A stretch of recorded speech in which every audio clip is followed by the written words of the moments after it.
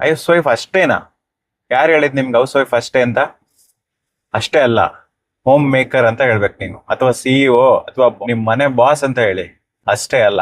ಗಂಡ ಹೆಂಡ್ತಿರೋ ಒಬ್ಬೊಬ್ರು ಕೆಲವರು ಬರ್ತಾರೆ, ಅವ್ರ ಪಕ್ಕದಲ್ಲಿ ಗಂಡ ಕೂತಿರ್ತಾರೆ ಕನ್ಸಲ್ಟ್ ಮಾಡ್ಬೇಕಾದ್ರೆ. ಏನ್ ಮಾಡ್ತಿದ್ದೀರಾ ಅಂತ ಅಂದ್ರೆ, ನಾನು ಅವ್ರ ಲೈಫ್ ಸ್ಟೈಲ್ ಅರ್ಥ ಮಾಡ್ಕೊಳ್ಳೋದಕ್ಕೋಸ್ಕರ ಏನ್ ಮಾಡ್ತಿದ್ದೀರಾ ಅಂತ ಪ್ರತಿಯೊಬ್ಬರಿಗೆ ಕೇಳ್ತೀನಿ ನಾನು.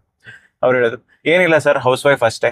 ಏನದು ಹೌಸ್ ವೈಫ್ ಅಷ್ಟೇ ಅಂದ್ರೆ? ಹೋಮ್ ಮೇಕರ್ ಅನ್ನೋದು ಅಷ್ಟೇ ಅನ್ನೋ ತರ ಚಿಕ್ಕ ಕೆಲಸ ಅಲ್ಲ. ಓಕೆ, ಅದು ತುಂಬಾ ದೊಡ್ಡ ದೊಡ್ಡ ಕೆಲಸ.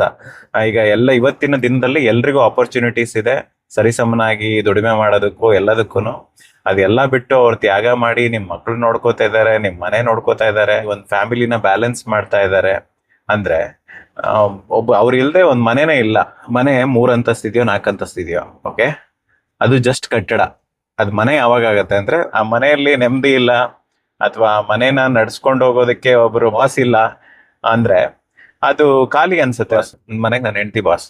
ಓಕೆ, ಪ್ರತಿಯೊಬ್ರು ಮನೆಗೂ ಅವ್ರ ಹೆಂಡತಿನೇ ಬಾಸ್. ಎಲ್ರ ಬಗ್ಗೆ ಕಾಳಜಿ ಮಾಡ್ಕೊಂಡು ಕೇರ್ ಮಾಡಿ, ಎಷ್ಟೋ ಸಲ ಕೆಲವೊಂದು ವಿಷಯಗಳನ್ನ ಎಕ್ಸ್ಪ್ರೆಸ್ ಮಾಡೋಕ್ ಆಗಿಲ್ಲ ಅಂದ್ರೂ ತಡ್ಕೊಂಡು ಸಹನೆಯಿಂದ ಎಲ್ಲ ಬ್ಯಾಲೆನ್ಸ್ ಮಾಡ್ಕೊಂಡು ಇರೋ ಕೆಲಸ ಇದೆಯಲ್ಲ, ಅದಕ್ಕೆ ಅಪ್ರಿಶಿಯೇಷನ್ ಕಡಿಮೆ ಆಕ್ಚುಲಿ. ಅದಕ್ಕೆ ಜನ ಕೆಲವೊಬ್ರು ಅಷ್ಟೇ ಅಷ್ಟೇ ಅಂತಾರೆ. ಅಷ್ಟೇ ಅಲ್ಲ ಅದು. ಎಲ್ಲ ಅರ್ಥ ಮಾಡ್ಕೊಂಡಿದ್ಯಾ ನೀನು ಹೆಣ್ಮಕ್ಳು ಬಗ್ಗೆ? ನಂಗೆ ಎಷ್ಟು ಖುಷಿ ಆಯ್ತು. ಪ್ರತಿಯೊಂದ್ ಮನೇಲೂನು ಎಲ್ಲಾ ಗಂಡಂದ್ರನ್ನ ಅರ್ಥ ಮಾಡ್ಕೊಂಡು ಫ್ಯಾಮಿಲಿ ನಡ್ಸ್ಕೊಂಡು ಹೋದ್ರೆ ಯಾರ್ ಮನೇಲೂ ಗಂಡ ಹೆಂಡತಿ ಮೇಲೆ ಜಗಳನೇ ಬರಲ್ಲ ಅನ್ಸುತ್ತೆ.